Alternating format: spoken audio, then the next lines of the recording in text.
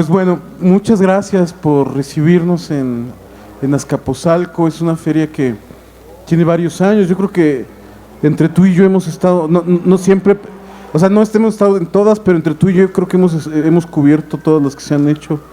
Yo creo que sí. Con la brigada. ¿Verdad? Sí.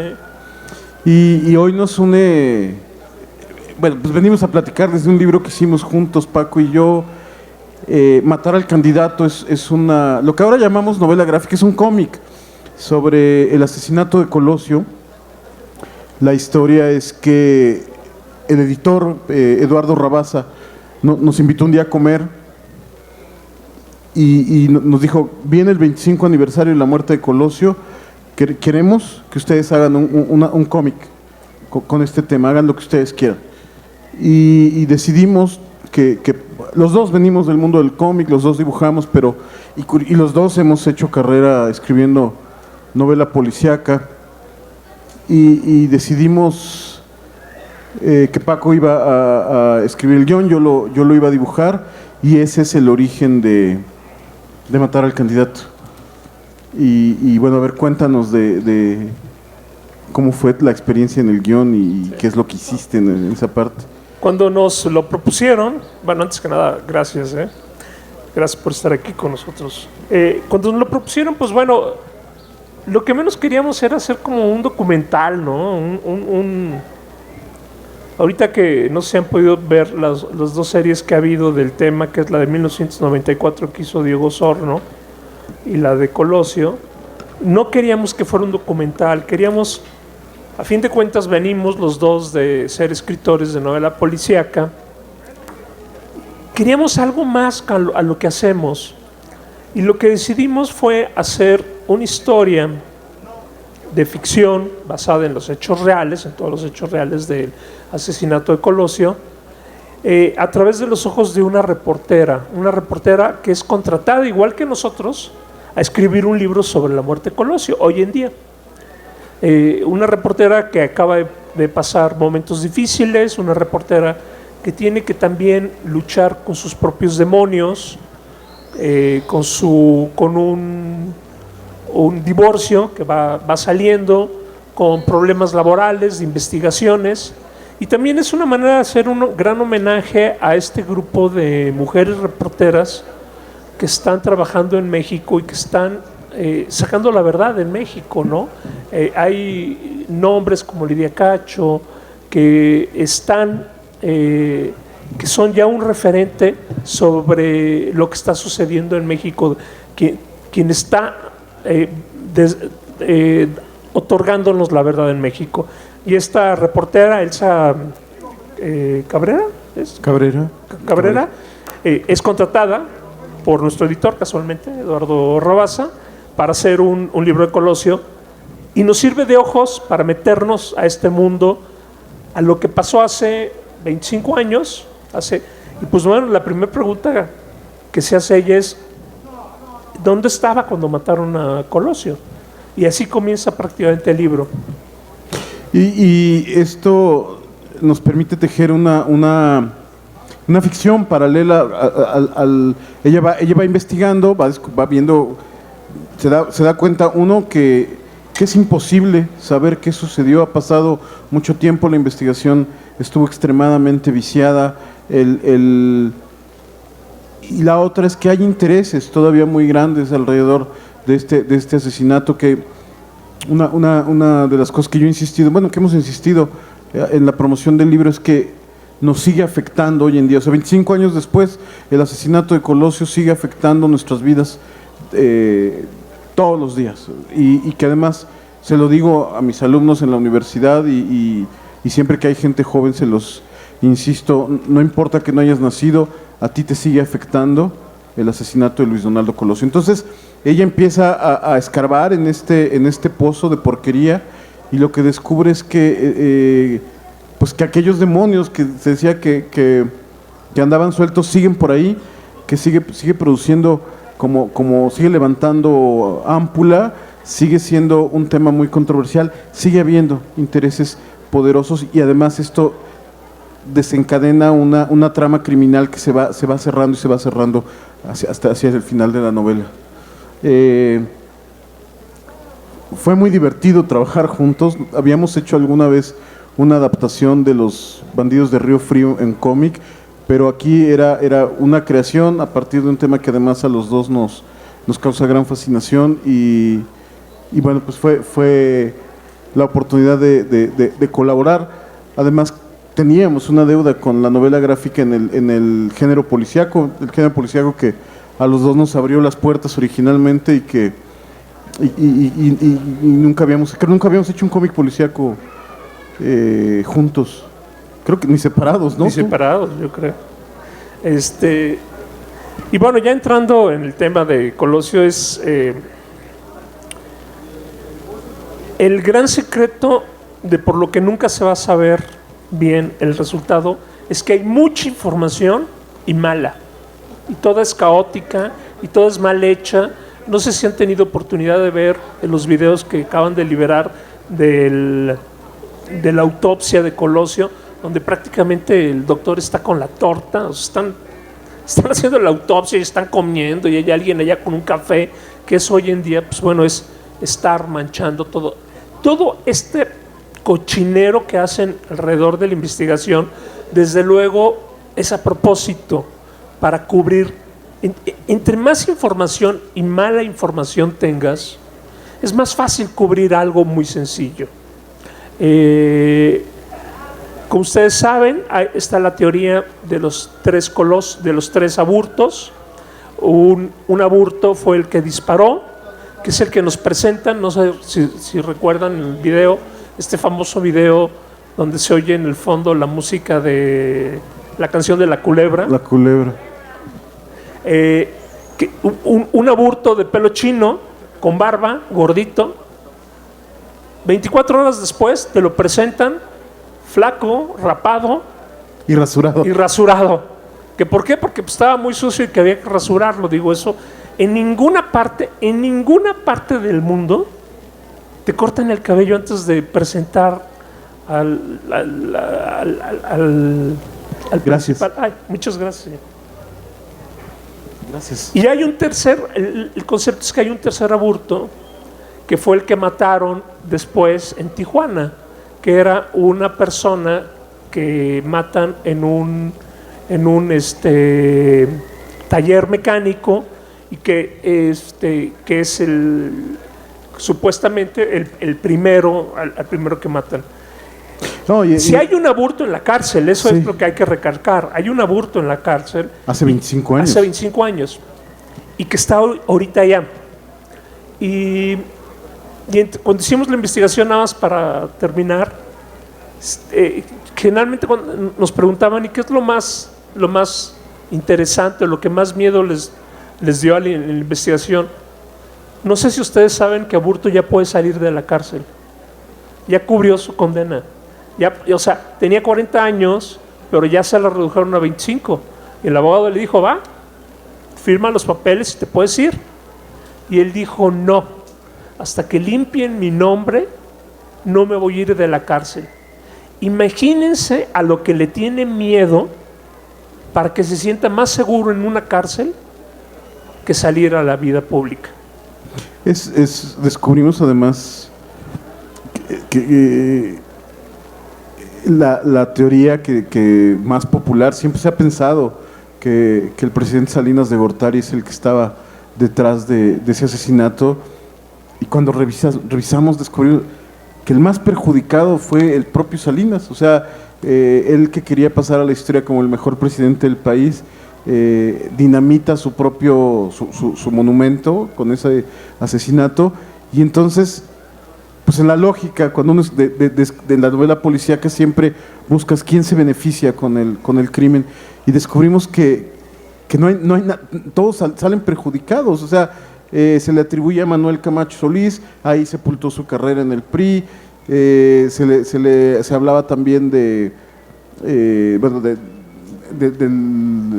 hermano, del asesor del presidente, de Josep María Córdoba Montoya, del hermano del presidente, pero tú empiezas a seguir todas esas pistas y te das cuenta que todas llevan a callejones sin salidas, y yo creo que eso es de lo más tétrico, descubrir que si la escribes como una novela policíaca te la rechazan porque no tiene verosimilitud. y porque nadie sale ganando, ¿no? nadie se beneficia. Nadie se beneficia. Me estaba acordando además de que cuando agarran a Burto, la primero que dice, yo no fui, fue el ruco. No me acordaba de esa. Entonces, lo que nos queda, y lo decía, tú lo decías mucho muy bien cuando estábamos en la promoción del libro, es que ante la imposibilidad de hacer justicia hacemos memoria. Y yo enfatizo mucho también, si yo escribiera una novela policíaca sobre un asesinato así, pues lo más lógico, si lo hubiera escrito en las últimas elecciones, hubiera sido matar al candidato de la oposición que viene fuerte, que en aquel caso hubiera sido Cuauhtémoc Cárdenas, y mataron al candidato oficial, o sea, el que tenía ganada la elección de antemano, con todos los problemas, sabíamos que iba a arrasar. Probablemente hayan sido las únicas elecciones limpias del siglo XX en México, porque el miedo nos hizo votar en bola por Ernesto Zedillo. Pero regresar a esa historia, regresar a una maraña que no tiene mucho pies ni cabezas, y quizá es de un absurdo que lo único que permite es recrearla en esta forma de novela policíaca y en este caso de novela gráfica policíaca en forma de cómic.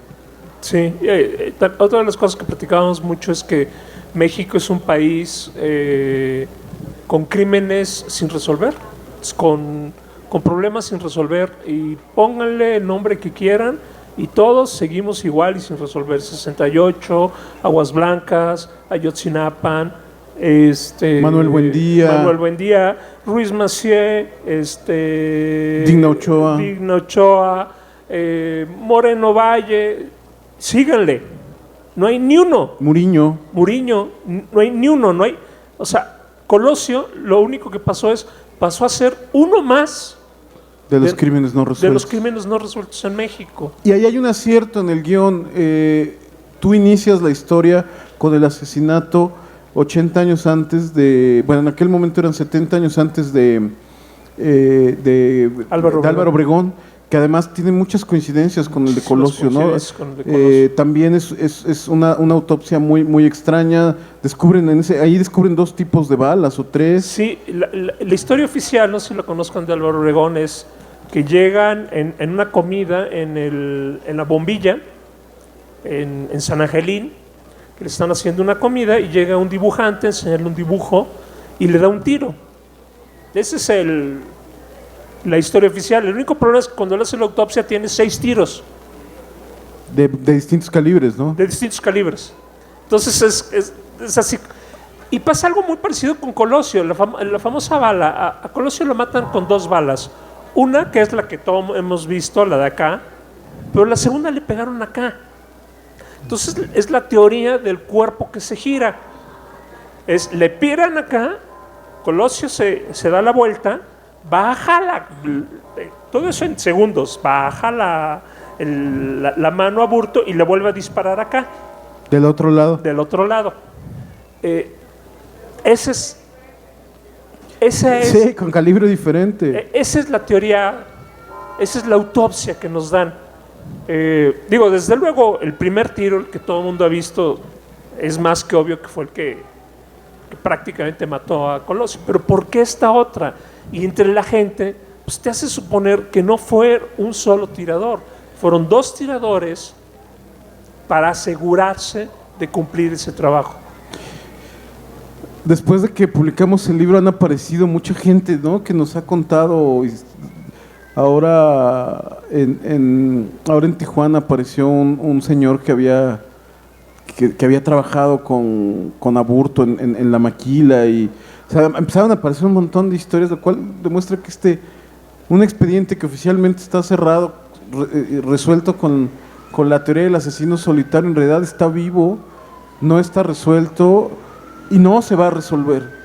No creo que se vaya a resolver. Acabo de leer un artículo en que, era un poco nuestra teoría que manejamos nosotros, que a fin de cuentas es la pugna de Carlos Salinas y de Raúl Salinas, y que hoy en día la pugna de Carlos Salinas y Raúl Salinas sigue en pie en la política en México, que sigue teniendo peso estos dos personajes en la política mexicana, que uno parecería, digo, con un nuevo partido en el poder, con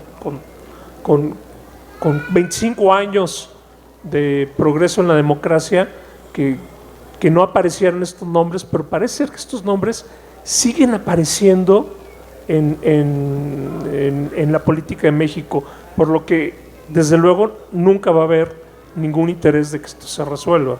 No, y después de que salió el libro murió María de los Ángeles Moreno, que recordarás que estuvo señalada como una de las sospechosas del asesinato de Ruiz Massieu, con Pichardo Pagasa, era con... o sea,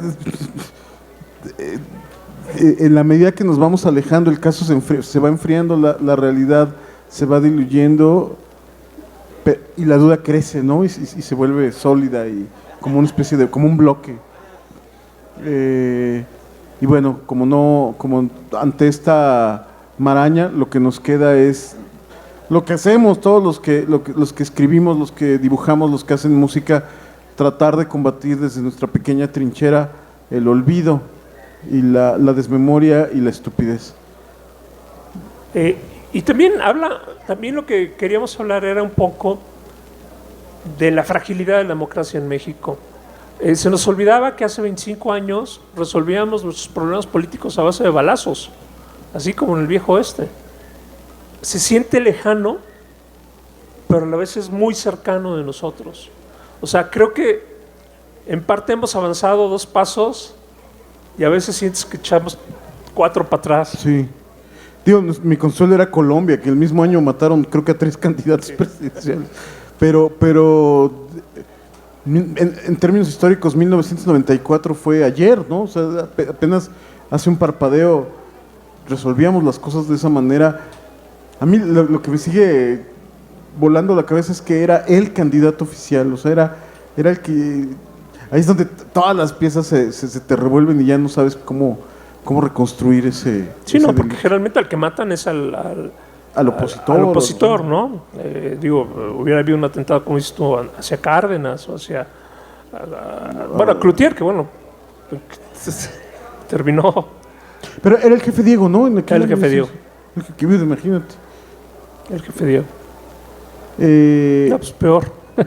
A lo mejor fue el que lo mandó a matar. Sí, Cloutier es con Salinas, Cloutier. Y además creo que ya se había muerto Cloutier para el 94, ¿no? Para el 94 también ya en un muere. crimen, en una historia muy no resuelta. Es otro crimen no resuelto. Exacto. Y si bien no me equivoco, él muere en el 92. En un accidente de carretera que nunca quedó esclarecido. Muy extraño, sí, muy extraño. Y bueno, de nuevo otro crimen que sigue sin resolver. Pero en especial en 1994, que fue cuando es el crimen de Colosio, es un año muy importante porque realmente sucedieron muchas cosas. Recordemos que antes del crimen de Colosio estaba el levantamiento de Chiapas. Ajá. Ya empezaban los primeros grandes movimientos del narco en México. Ya empezaba a sonar. El narco siempre ha estado en México, pero el 94 es cuando empieza a sonar. Digo, Fortísimo. No tanto como la guerra de Calderón, pero ya empieza a sonar. Sí, con García Ábrego era y García Ábrego Félix. Y todos ellos, ya empieza a sonar. Entra en vigor el TLC. Entra en vigor el TLC. Al mismo tiempo que el levantamiento zapatista. Se hablaba de Salinas en una movida muy extraña, nombra comisionado para la paz a Camacho Solís, que también ya murió.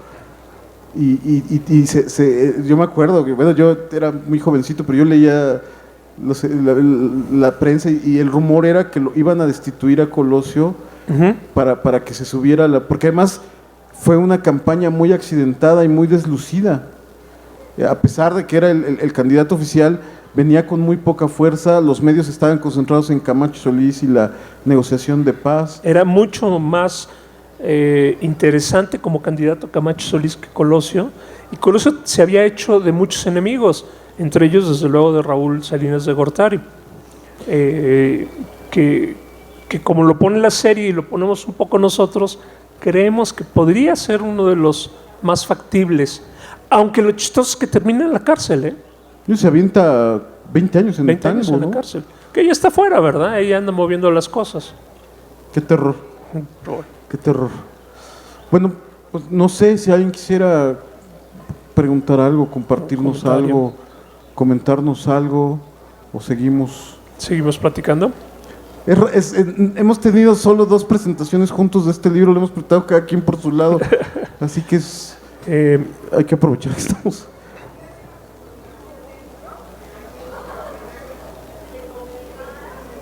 A ver, te van a pasar el micrófono.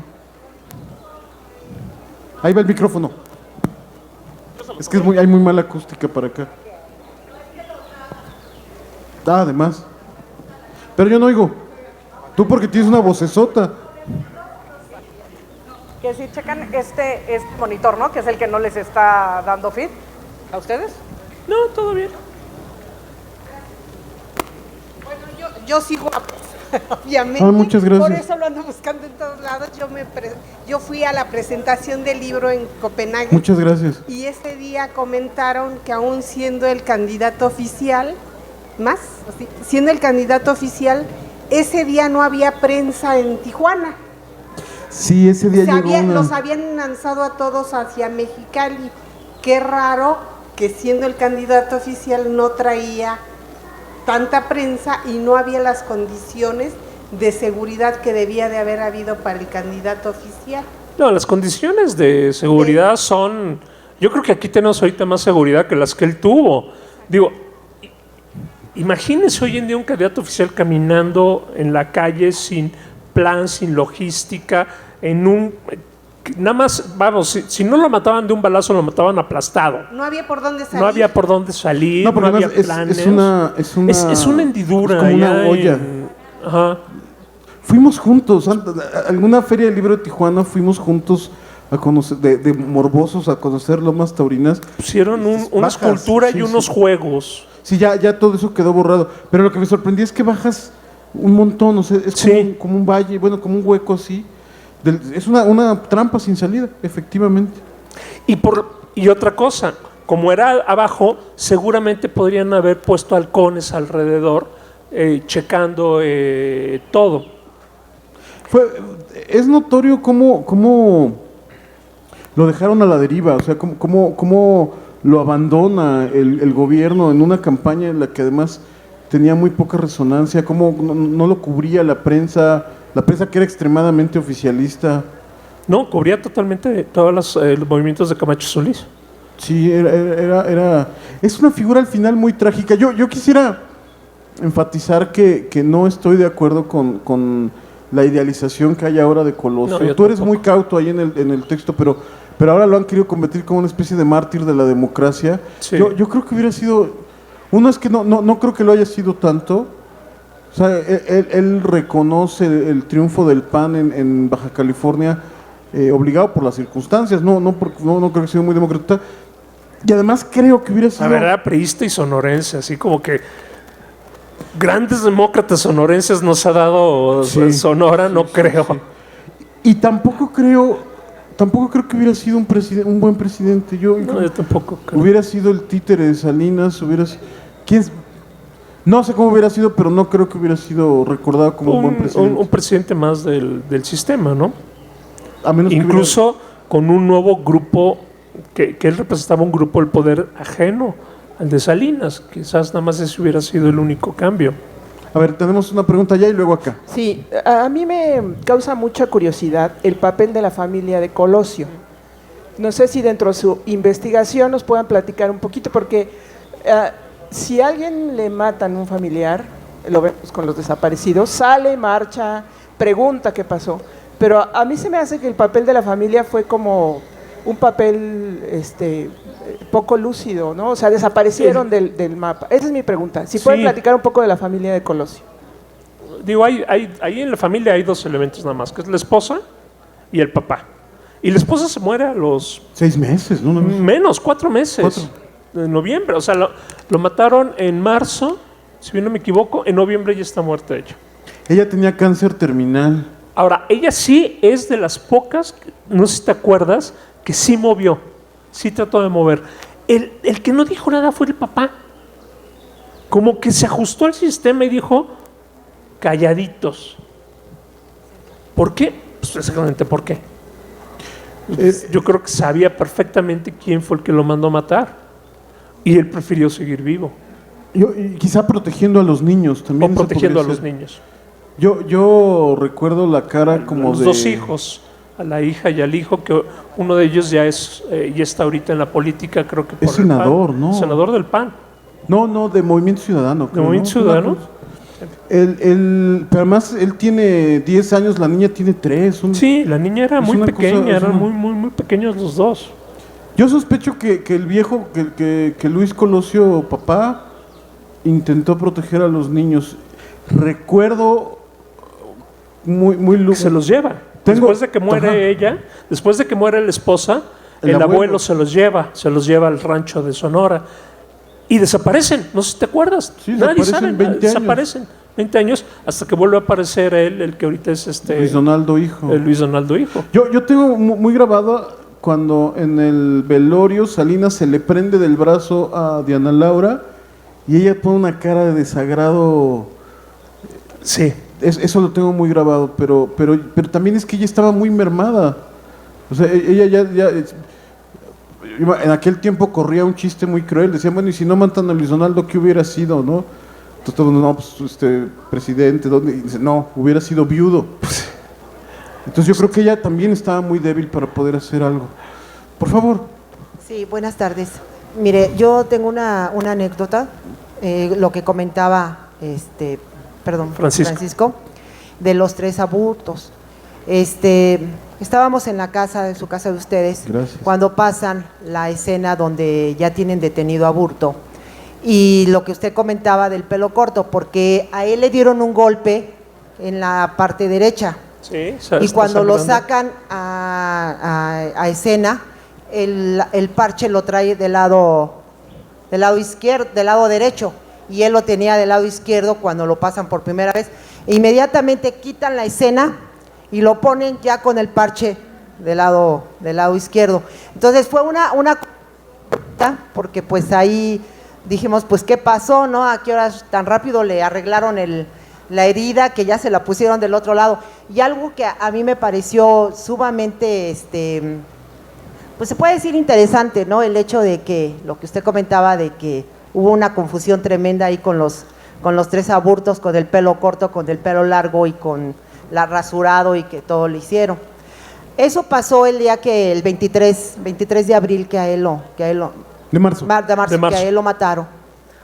Estaba yo también en su casa, eran como las 5 o 6 de la mañana del otro día, y escucho por la radio, por alguna estación de la radio, en donde Aburto, el que tienen detenido, está haciendo una confesión a un familiar por teléfono, y le dice que a él lo están amenazando, que él tiene que decir que sí mató a Colosio, porque si no entonces se van a ir contra su familia. Y le dice, no te preocupes, a ustedes no les va a pasar nada, todo va a estar bien, y yo aquí voy a permanecer porque así nos conviene a todos estar en esta situación. Entonces eso era lo que yo les quería comentar referente ¿Sabes a esa situación. un dato de terror? ¿Sabes dónde vive toda la familia de Aburto ahorita? Todas, son creo que 20. En Estados Unidos. Todos pidieron asilo político y fueron recibidos allá. Todos viven en Estados Unidos. Sí, no, pero toda la familia pidió asilo político y está en Estados Unidos. Para que Estados Unidos haya dado asilo político, que no deja que No da asilo a nadie, ¿no? no da asilo a nadie. Pues le dieron asilo político a A ver, toda la por favor. ¿Qué piensas de todo el material que hay ahora audiovisual de esto? Esto de 94, de Osorno, antes la película esta donde de alguna forma tiene la tesis de que la señora Colosio fue la única que dijo algo antes la película de Colosio. Es decir, hay mucho hoy audiovisual en el tema. ¿Qué piensan de eso? Yo vi la serie, me gustó bastante la serie de Colosio. Bueno, el documental de Diego se me hizo muy interesante, A mí me gustó mucho. pero, bueno, una pregunta, ¿no sintieron que como que, ándale, como que de nuevo empujando a Salinas, como que qué necesidad? así de, espérate, no. Bueno, eso fue mi sentimiento. No, lo que pasa es que de otra manera no hubiera dado la entrevista, estoy seguro, ¿no? Sí, claro. Él ya le había dado... Es un egocéntrico. Ya le había dado una entrevista para este documental de la muñeca, ¿te De acuerdas? con el que ganó el premio, Ajá. el Emmy, Entonces yo la creo muñeca que tetona. ya estaba establecido ese contacto. Yo me imagino que la única manera en que habla es si le permites que él... No, además, evidentemente es un manipulador brillante, ¿no? Él va Sí. llevando la conversación. Sí, Da la va miedo llevando. verlo, ¿no? Y aparte lo va llevando Sí, brillante. diciendo que él es inocente de todo, es maravilloso, dice. Pero bueno, Un genio del mal. exactamente, es un genio del mal. Está muy interesante la serie, se la recomiendo mucho, se llama 1994 de Diego Osorno, está en Netflix, si la pueden ver. Y a mí me gustó la serie, también la serie de ficción me pareció... Lo que me causa problema es esto, como la romantización del personaje. O sea, siento que en ambas queda como esta especie como de mártir de la democracia que yo no estoy tan seguro que hubiera sido. Además, el grupo, si tú revisas los colosistas hoy en día, pues no era un grupo muy virtuoso, ¿no? Y el personaje de Aburto es muy interesante, que alguien lo ha sabido mostrar muy bien, que es Laura Sánchez Ley, que fue la que nos hizo el prólogo. El personaje de Aburto es maravilloso. Hoy se dedica a escribir cuentos de niños, por ejemplo. Y si lee uno sus cuentos, en lugar de decir le da miedo a uno. Muy tétrico. Muy tétricos. Porque uno sabe toda la información atrás y se da cuenta que este tipo nos está tratando de decir cosas. Ilustramos uno de los cuentos que él hace en el libro. Yo creo que si me dijeran qué es lo que mejor define a Aburto, yo les diría, lean el cuento de niños que escribe y van a ver, ese es el Aburto, que es un personaje extraño, incomprendido, yo creo, y trágico totalmente. Tiene una dualidad ahí, Aburto y Colosio de trágica, indisoluble. Pues, o sea, pienso, no podían tener biografías más dispares y durante casi como un mecanismo de relojería están, ¿no?, caminando para encontrarse en ese instante en Lomas Taurinas, ese instante que va a despedazar la idea y proyecto de país que había aquí. Es aterrador. Un personaje obsesionado con los Caballeros Águila y con los poemas de Benedetti, por ejemplo, ¿no? Algo muy extraño. Claudia.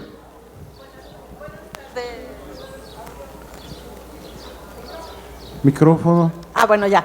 Buenas tardes. Yo quisiera saber cómo eligen el formato de la novela gráfica con respecto a los colores que usan, a la portada, al tamaño, porque ese es un formato más grande. Yo he visto otras novelas gráficas como que son más pequeñas. Bueno, ¿Cuántas páginas? ¿Nos podrían hablar de eso? Sí, hay de todo tipo de formatos.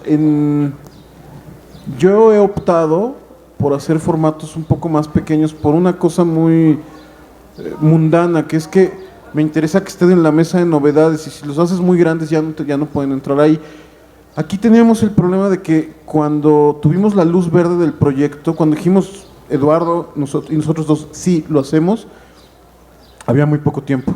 Ya nos quedamos, estuvimos pajareando muchos meses, y entonces cuando ya dijimos sí, lo hacemos, porque el reto era presentarlo el 23 de marzo, incluso yo quería que invitara a Luisito, a Luis Donaldo hijo, bueno, Luis Nieto, a presentarlo, no sé, no lo logramos, pero nos parecía importante salir en esa fecha, lo cual implicaba un proceso industrial de producción.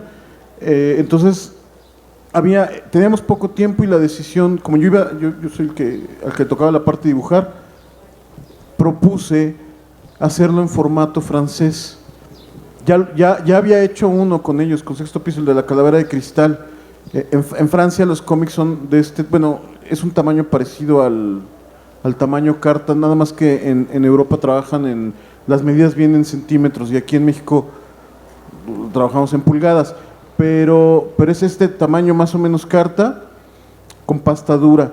Son muchas menos páginas que los cómics gringos, que es, digamos, la tradición más cercana, y decidí además cambiar totalmente el estilo que siempre había trabajado. En vez de usar, yo tengo un estilo normalmente caricaturesco, le llaman línea clara al tipo de dibujo que yo hago. Tengo mucha influencia de Abel Quesada y de Germán Butze.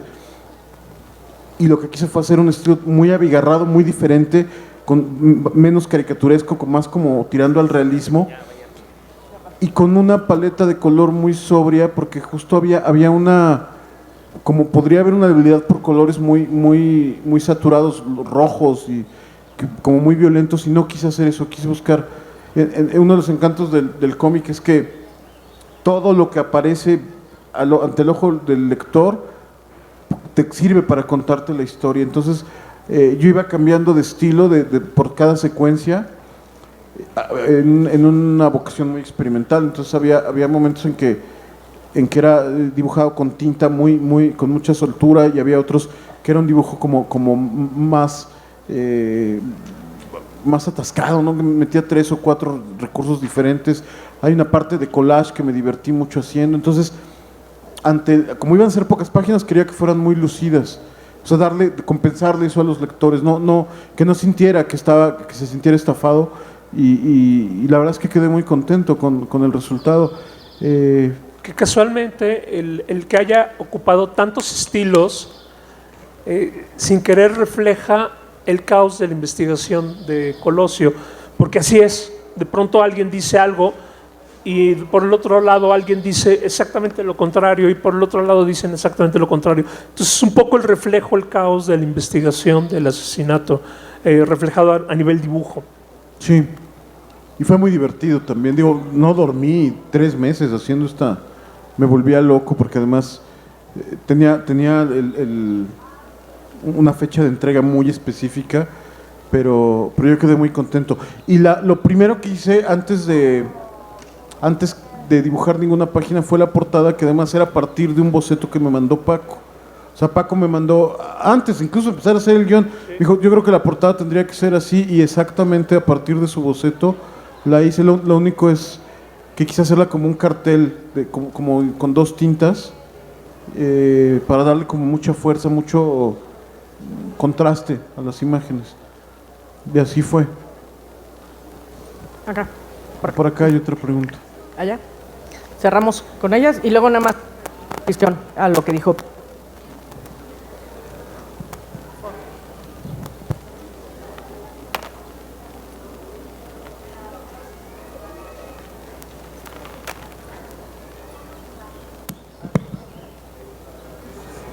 Hola, ¿qué tal? Buenas tardes. Muy buenas tardes.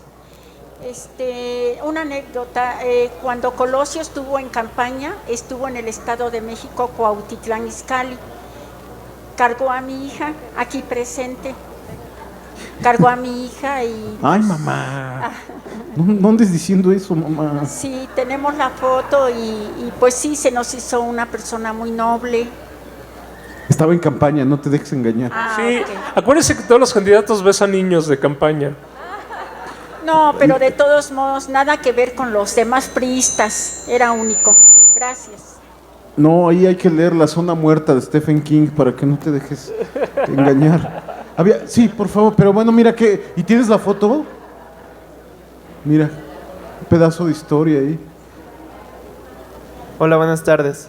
En realidad yo les quería compartir un poco de cuál es mi teoría del por qué fue el candidato oficial al que se asesinó en esta ocasión. Y yo encuentro muchas similitudes con el caso de Calles y de Cárdenas, en el cual el candidato es muy apreciado por el presidente en turno. En este caso, Calles apreciaba mucho a Cárdenas y de hecho le decía el chiquillo, ¿no? O sea, era un aprecio importante. Sin embargo, hay una ruptura ideológica entre los dos.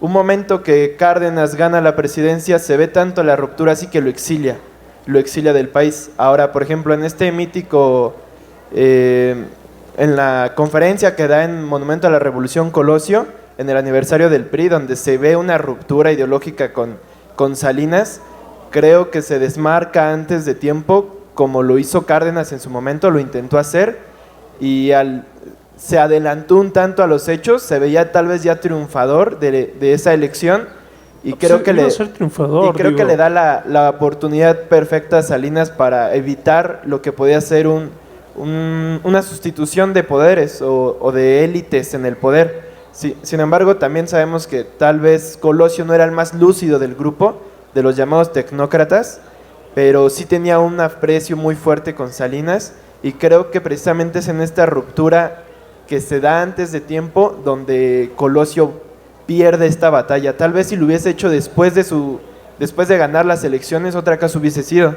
Tal vez hubiera parecido mucho a este caso del Maximato y de Cárdenas. Yo creo que además Colosio estaba muy molesto con Salinas porque la maquinaria mediática se había cargado totalmente del lado de Camacho, ¿no? Yo creo que sí había una ruptura personal entre ellos. Pero también no es la primera vez que hay ruptura entre dos candidatos. También estoy recordando el caso de Manuel Ávila Camacho, digo, también gente de Cárdenas, totalmente. Cárdenas era secretario de Defensa, y nombra a Miguel Alemán, y ahí sí hay ruptura total, a tal grado de que es cuando llegan todos los licenciados. El primer civil el primer presidente civil, y ahí sí hace a un lado a toda esta serie de generales que habían estado gobernando. Ahí la ruptura todavía es más grande y realmente no pasó nada. ¿Sabes por qué? Porque a fin de cuentas todos eran gente del sistema y gente de partido. Hubo algo más y tenía que ser personal. O sea, no era cosas de partido. En el partido, acuérdate que en el PRI todos se ponían en pie.